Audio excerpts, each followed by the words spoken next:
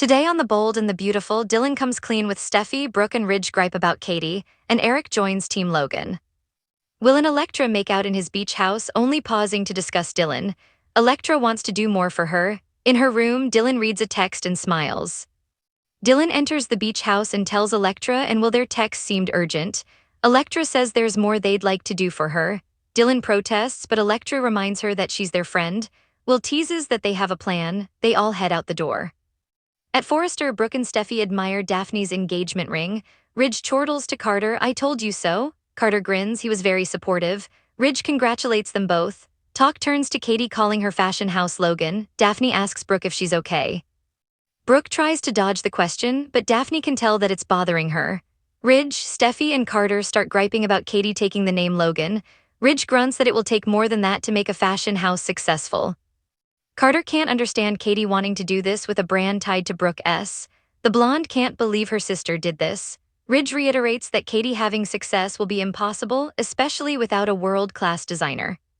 At the Forrester mansion, Katie tells Donna she thinks Brooke is being really unfair. Donna sees both sides of the name issue, but she's really happy and excited for Katie, who admits she's overwhelmed about owning her own fashion house. Eric appears and tells her Logan will be extraordinary like her. Eric goes on, "This is your time now, I couldn't be more proud." Katie will miss her time at Forrester. Eric chuckles that he will too. He's sure she'll take the Logan name and make it bigger than it ever was. Sitting, they chit-chat about Eric's retirement. He's clearly not entirely fulfilled but won't go back to Forrester. It's Ridge's time and he still has his pride. Katie muses, "And your talent?" Eric says this isn't about him, this is about her and the future of Logan.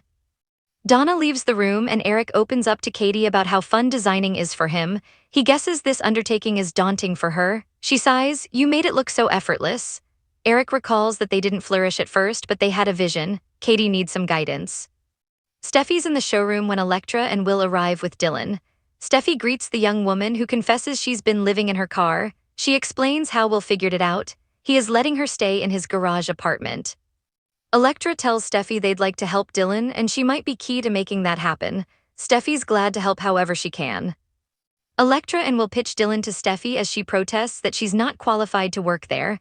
They reassure her by saying Brooke used to be a caterer in the valley. Steffi will talk to her father. Dylan's thrilled.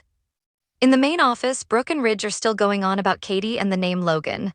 Ridge assures her when Katie's done with this silly idea, they'll make it great again. At the Forrester mansion, Katie can't think of anyone more qualified than Eric to give her advice. Eric recalls how big a challenge it was for him and Stephanie starting out. You have to make a big splash with the first collection.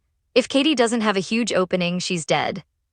This freaks Katie out even more. She doesn't have a designer and Bill has already publicized Logan. Panicking, Katie says she can see Brooke laughing at her now. Poor little Katie, Eric announces that she needs someone who believes in her and that's what she's going to get. He'll come over to Logan and help her get her first collection off the ground. "I believe in you, Katie," he tells his tearful sister-in-law as they embrace.